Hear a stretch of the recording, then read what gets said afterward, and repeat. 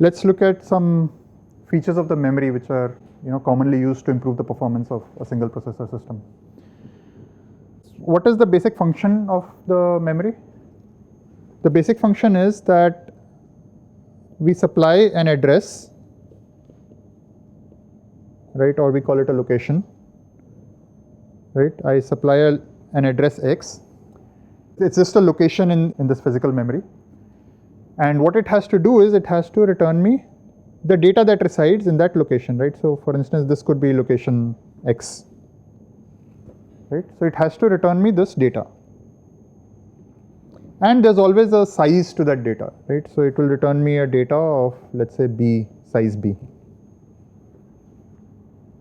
Typically, we refer to this as the word size. So what determines the performance of the memory? So one important factor is the latency. So this is the time it takes from when I give the address and ask for that data to the time that it supplies me the data. I'll just denote it by L. So L is the latency, right? The performance of a memory system basically depends on its ability to feed data to the processor. Because in a lot of applications we see that the processors, you have fast processors, but the kind of code that we are working on, the memory unit is not able to supply data to it fast enough. So let's look at a small example. So let's take a small example of matrix multiply.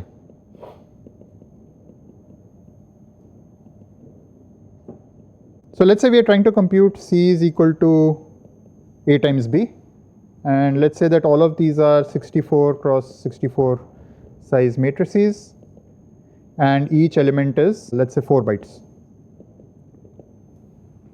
Okay. So what would be the simplest code that you would write for this? You have 3 loops.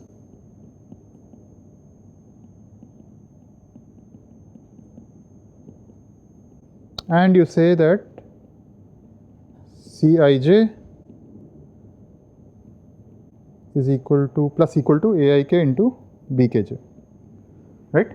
And before you start executing this code, you have to initialize C to 0. Again, that will involve a couple of loops, which I'm not writing down, but you initialize C to 0 and then you execute this set of instructions. Let's figure out how long this code is going to take or what kind of performance I can get out of this code. Okay, so for that, let me first assume a few things. So let me assume that I have a 1 gigahertz processor, and let me assume that the cost of accessing the memory is 100 nanoseconds or 100 cycles. And I'm going to assume that my word size is 4 bytes. Right? So whenever I ask for some data from some location, it's going to return me a 4 byte value. So we want to figure out how long this code is going to take to execute, right? So I'll assume a very simple processor, in order issue, no super pipelining. So let me just concentrate on the innermost loop, right? That's the most important part, which is going to determine the performance. So what are the statements that are going to execute? First, I have to load AIK. So I will say load AIK into some register R1. And how do I specify that I want to load location AIK? So I'll store that location in some register. So I'll store the address of AIK in some register, let's say R2. And then I'm going to say load the location specified by R2 into R1, into register R1. So that's loading AIK, and then I load into, let's say, R3, I load Bkj. And finally, what am I going to do? I'm going to multiply these and add them into Cij. And let's say that I am maintaining Cij in some register, right? In some register R5.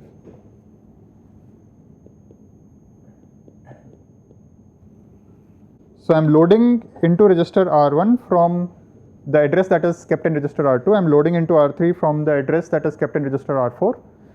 And then finally, what am I doing? I'm multiplying R1 and R3 and adding them to R5. Okay, so we are assuming there's an instruction madd which does a multiplication and addition together, right? So if latency is 100 nanoseconds, how long is this code going to take to execute? Or let's just look at one iteration. How long is it going to take to execute one iteration? So this instruction is going to take 100 nanoseconds. This instruction is going to take 100 nanoseconds. And then a few nanoseconds for madd.